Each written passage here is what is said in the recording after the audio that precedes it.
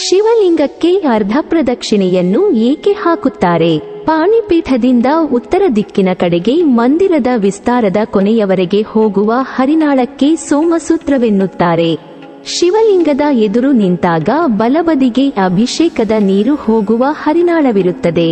ಪ್ರದಕ್ಷಿಣೆಯ ಮಾರ್ಗವು ಅಲ್ಲಿಂದ ಆರಂಭವಾಗುತ್ತದೆ.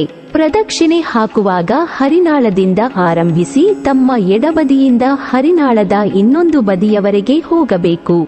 ನಂತರ ಹರಿನಾಳವನ್ನು ದಾಟದೆ ಹಿಂತಿರುಗಿ ಪುನಃ ಹರಿನಾಳದ ಮೊದಲ ಬದಿಯವರೆಗೆ ಬಂದು ಪ್ರದಕ್ಷಿಣೆ ಪೂರ್ಣಗೊಳಿಸಬೇಕು. ಪ್ರದಕ್ಷಿಣೆ ಫಲ. ಪ್ರದಕ್ಷಿಣೆ ಯಾಕೆ ಹಾಕುತ್ತೇವೆ ಎಂಬುದು ಹೆಚ್ಚಿನವರಿಗೆ ತಿಳಿದಿಲ್ಲ. ಭಗವಂತನ ಬಳಿ ನಿನ್ನ ಬಿಟ್ಟರೆ ನಮ್ಮನ್ನು ಕಾಯುವವರು ಯಾರೂ ಇಲ್ಲ, ನೀನು ತೋರಿಸಿದ ಮಾರ್ಗದಲ್ಲಿ ನಡೆಯುತ್ತೇವೆ ಎಂಬುದು ಈ ಪ್ರದಕ್ಷಿಣೆ ಅರ್ಥ. ದೇವಸ್ಥಾನದಲ್ಲಿ ಪ್ರದಕ್ಷಿಣೆಯನ್ನು ಎಷ್ಟು ಬಾರಿ ಮಾಡಿದರೆ ಏನು ಫಲ ಎಂಬುದನ್ನು ತಿಳಿಯೋಣ. ದೇವಸ್ಥಾನದಲ್ಲಿ 5 ಬಾರಿ ಪ್ರದಕ್ಷಿಣೆ ಮಾಡಿದರೆ ಜಯ ಸಿಗುತ್ತದೆ.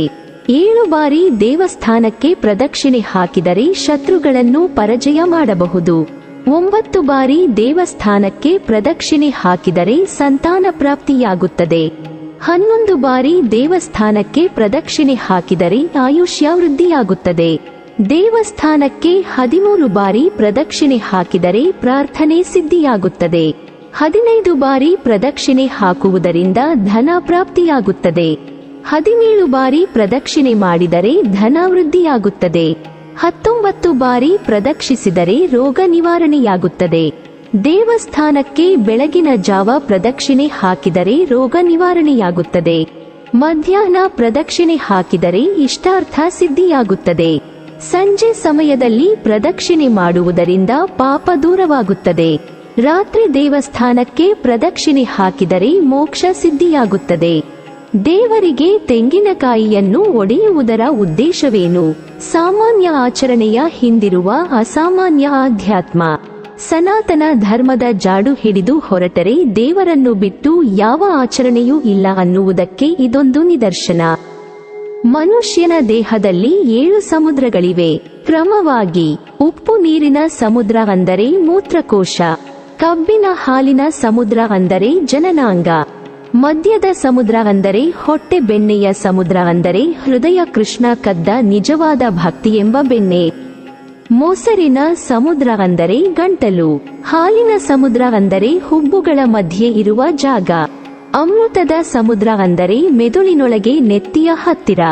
ತೆಂಗಿನಕಾಯಿಗೂ ಈ ಸಮುದ್ರಗಳಿಗೂ ಎತ್ತಣ ಮಾಮರ ಎತ್ತಣ ಕೋಗಿಲೆ ಅನ್ನುವ ಹಾಗಿದೆ ಅಲ್ಲವೇ? ನಮ್ಮ ದೇಹದಲ್ಲಿನ ಇಡ, ಪಿಂಗಳ ಹಾಗೂ ಸುಷುಮ್ನ ನಾಡಿಗಳು ಸಂಧಿಸುವ ಸ್ಥಳಗಳಿವು.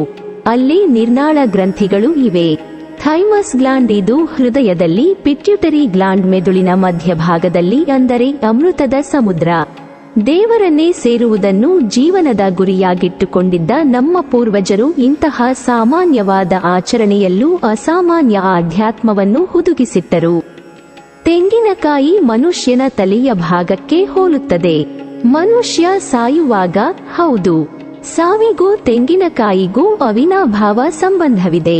ಪ್ರಾಣ ಶರೀರದ ಯಾವ ಭಾಗದಿಂದ ಬೇಕಾದರೂ ಹೋಗಬಹುದು. ಕಣ್ಣು ಬಿಟ್ಟು, ಬಾಯಿ ತೆಗೆದು ಅಥವಾ ಮಲಮೂತ್ರ ದ್ವಾರಗಳಿಂದಲೂ ಸಹ.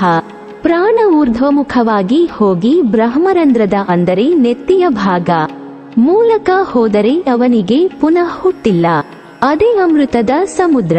ಅಂತಹ ಜೀವ ಶಾಶ್ವತವಾಗಿ ಪರಮಾತ್ಮನನ್ನು ಸೇರುತ್ತದೆ. ಒಮ್ಮೆ ಒಡೆದ ತೆಂಗಿನಕಾಯಿ ಮತ್ತೆ ಹುಟ್ಟಿದ್ದುಂಟೆ. ತೆಂಗಿನಕಾಯಿ ಒಡೆಯುವಾಗ ನನ್ನ ಪ್ರಾಣ ಅದರಂತೆಯೇ ಬ್ರಹ್ಮರಂಧ್ರದಿಂದ ಊರ್ಧ್ವಮುಖವಾಗಿ ಹೋಗಲಿ ಎನ್ನುವುದೇ ತೆಂಗನ್ನು ಒಡೆಯುವುದರ ಹಿಂದಿನ ಮರ್ಮ. ಇಷ್ಟು ಬೇಡಿಕೊಂಡೇ ಒಡೆಯಬೇಕು. ಇಲ್ಲದಿದ್ದರೆ ಚಟ್ನಿಗೋ, ವಡೆಗೋ, ಪಾಯಸಕ್ಕೋ, ಕೆಟ್ಟರೆ ದೇವರಿಗೋ. ಇನ್ನೂ ಒಂದು ಅನುಸಂಧಾನವಿದೆ. ನಮಗೆ ಸ್ಥೂಲ ಶರೀರ, ಸೂಕ್ಷ್ಮ ಶರೀರ ಹಾಗೂ ಲಿಂಗ ಶರೀರಗಳಿವೆ. ತೆಂಗಿನಕಾಯಿಯ ಹೊರಭಾಗ ಅಂದರೆ ಸಿಪ್ಪೆ, ನಾರು ಇತ್ಯಾದಿ ಸ್ಥೂಲ ಶರೀರದಂತೆ ಬಿದ್ದು ಹೋಗುವುದು. ಸೂಕ್ಷ್ಮ ಶರೀರ ಅಂದ್ರೆ ಎಲೆಕ್ಟ್ರಿಕಲ್ ಶರೀರ ಅನ್ನಬಹುದು. ಇದು ಅದರ ಚರಟ, ಪೊರಟೆ ಪ್ರಯತ್ನದಿಂದ ಒಡೆಯಬೇಕು.